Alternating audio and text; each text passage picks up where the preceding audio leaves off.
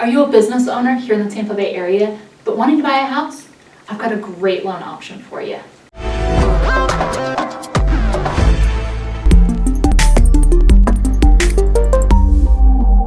Hi, I'm Kaitlyn, your Tampa area real estate agent. I am joined here today with Christen of Limitless Mortgages. Hi, thank you for the introduction. Of course. How are you today? I'm great. Great. So, Christen is here again to explain to us what loan options look like for business owners. Absolutely. Well, thank you for having me today. I'm very excited to be here. So there are a couple different options for business owners, but I wanted to first, talk about maybe some problems business owners run into initially. So when it comes to qualifying for a conventional loan, sometimes there can be some challenges with business owners because their income is not always reflective of what they actually make on their income tax returns, right? I mean, you're a business owner, you're, trying to not overpay income taxes, so you're writing off a lot of things on your tax returns, but that can hurt what your actual income looks like when it comes to qualifying for a loan. So, if you can go conventional, great. If your income works out with your tax returns or, your business tax returns or your Schedule C, if that works to qualify you for a conventional loan, then by all means go for it. But oftentimes your tax returns aren't an actual reflection of what your actual income is when you're a business owner, okay? So that can cause some problems qualifying for a loan and also some frustrations for business owners because, you know what you make and you know what you can afford, and so when mortgage lender is telling you that you don't qualify for a certain loan amount when you know you very well can afford that payment, it can be a little frustrating. Certainly. So anyhow, outside of conventional loan options, there are also loan options called non-QM, that stands for non-qualified mortgages. And one of those options is a bank statement loan, and it is designed for business owners. And we do not use any tax returns when we're calculating income on a bank statement loan. We use bank statements. So that is often a great solution for business owners that don't qualify for a regular loan. Correct. So when it comes to these bank statement loans, what kinds of requirements and things are they looking for, or your lender's looking for from a client? What kind of credit score, down payment, and those types of things. Okay.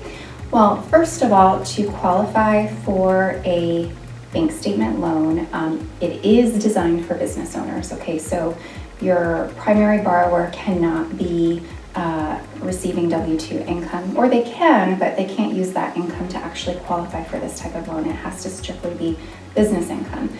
And number two, just like a conventional or traditional loan, you do have to be in business for at least 2 years to be able to qualify for this loan. Now, as I said earlier, we are not looking at your tax returns to calculate your income. We are looking at bank statements. So we are looking at your business bank statements, and we are averaging your deposits that are business related over either a 12 or 24 month period. 24 months is typically going to yield a better interest rate, which is why somebody would opt to do a 24-month average over 12. But, you may qualify for a higher loan amount averaging the last 12 months versus the last 24 if you did, performed better in the last 12 months. So it just depends on each individual borrower situation as to, whether they should do 12 or 24 months. There are a couple of different ways to calculate this income, but one of the most popular ways is to average the income over, that 12 or 24 month period. So for instance, I'll use you as an example. You are a sole business owner with your real estate business, right? Okay, so as a one owner business, we would take that average over 12 or 24 months. And then we would divide it by 2. As you have more owners in the business, then we're dividing it over a higher number. If there's 2 business owners that own a business, 50-50, then we're dividing that, over 4 and so forth.